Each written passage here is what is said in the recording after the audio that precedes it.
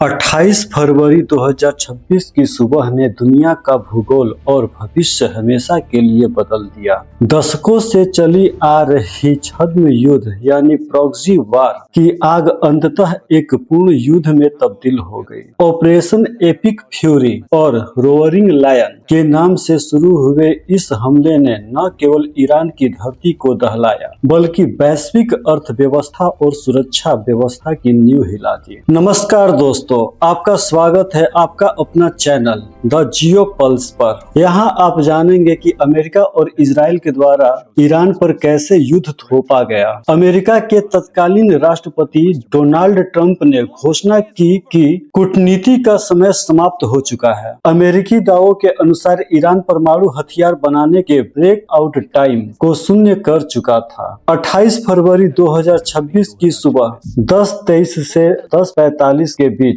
जब दुनिया अपने रोजमर्रा के काम में व्यस्त थी, बच्चे अपने स्कूल में होंगे और समय अपने गति से आगे बढ़ रही थी, तभी अमेरिका और इजराइल ने मिलकर ऑपरेशन एपिक फ्यूरी और रोअरिंग लायन के तहत ईरान पर बम बरसाना शुरू कर दिया, जिसमें ईरान के नतांज और फोर्डो जैसे परमाणु केंद्र, IRGC के कमांड सेंटर और तेहरान का पास्चर जिला पर पहले 12 घंटों में लगभग 900 से अधिक हवाई हमला किया गया। इस हमले में ईरान के सर्वोच्च नेता अली खामेनेई और कई शीर्ष अधिकारियों की मृत्यु हो गई। यह आधुनिक इतिहास में किसी देश के शीर्ष नेतृत्व पर किया गया सबसे बड़ा हमला था। अमेरिका और इजराइल के संयुक्त हमले से पहले ईरान के भीतर जनवरी 2026 में हुए बड़े पैमाने पर विरोध प्रदर्शनों ने शासन को कमजोर कर दिया था। अमेरिका और इजराइल ने इसे एक अवसर के रूप में देखा ताकि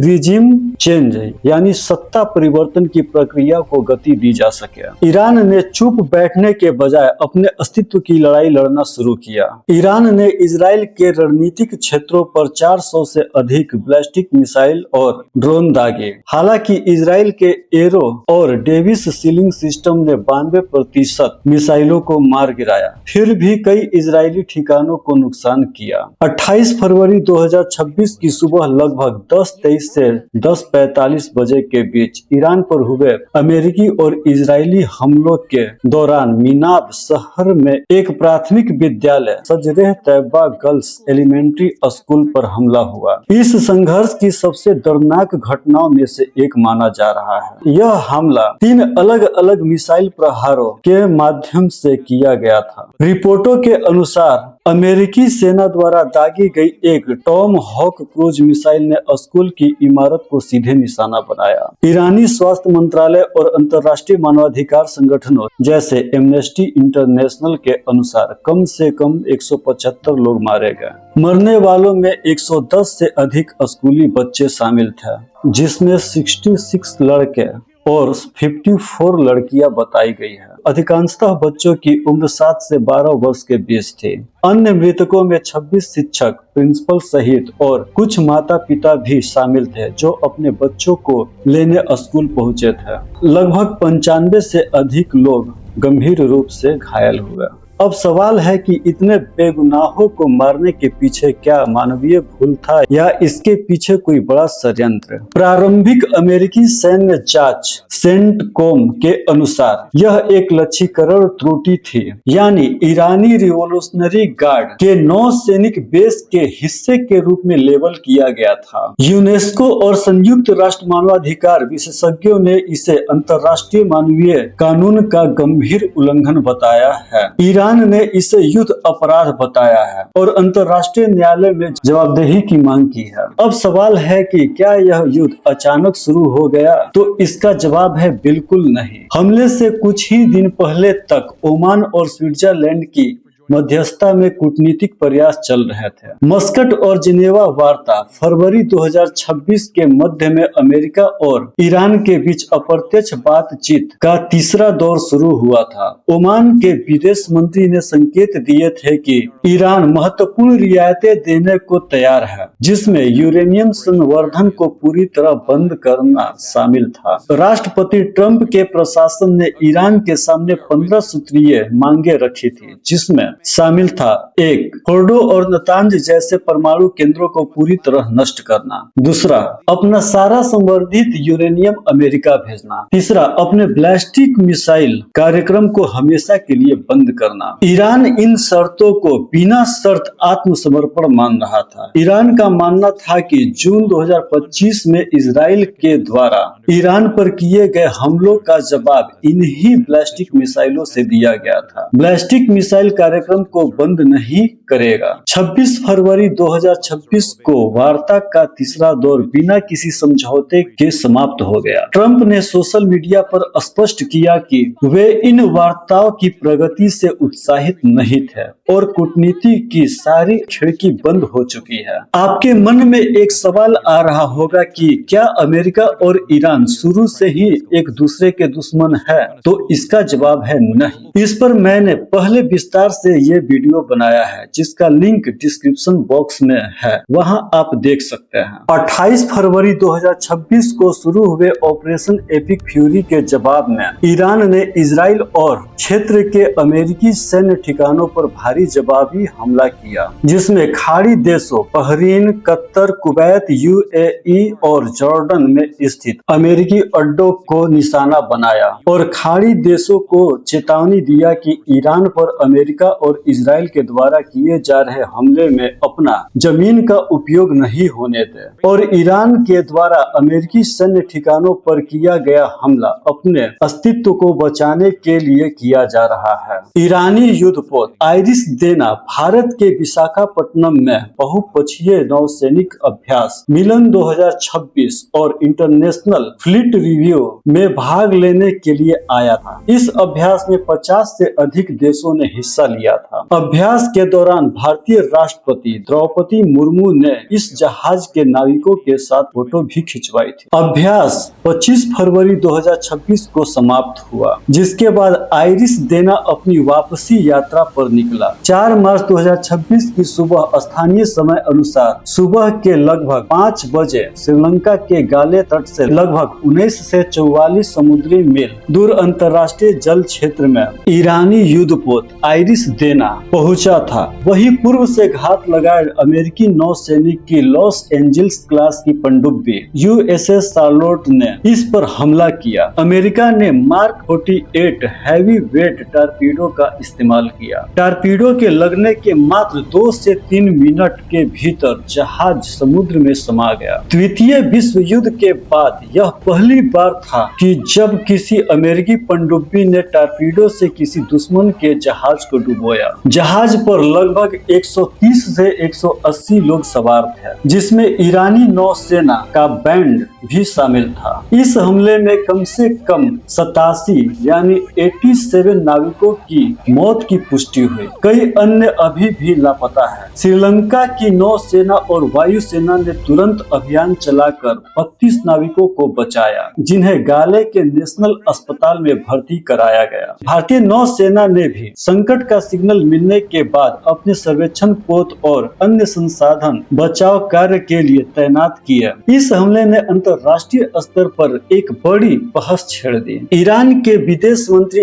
अब्बास अरागची ने इसे समुद्र में की गई एक नृशंसता बताया। ईरान का तर्क है कि जहाज पीस प्रोटोकॉल के तहत एक मेहमान के रूप में भारत आया था और उसके पास युद्ध लड़ने के लिए गोला बारूद भी नहीं था। अमेरिका के द्वारा कायराना हमला किया गया, जिसमें निहत्थे लोगों को बिना चेतावनी के मारा गया। एक रिपोर्ट के अनुसार युद्ध के शुरुआती 2 हफ्तों में ही अमेरिकी सैन्य बुनियादी ढांचे को लगभग $800 मिलियन का नुकसान हुआ। ईरान के हमलों ने अमेरिका के हार्ड मिसाइल डिफेंस सिस्टम के 4 महत्वपूर्ण रडार नष्ट या क्षतिग्रस्त किया। एक अकेले रडार की कीमत लगभग $485 मिलियन होती है। पेंटागन के अनुसार 19 मार्च तक इस युद्ध की परिचालन लागत लगभग 18 बिलियन तक पहुंच गई है और अतिरिक्त $200 बिलियन बजट की मांग की गई है। 19 अप्रैल तक अमेरिका की कुल खर्च लगभग $59 बिलियन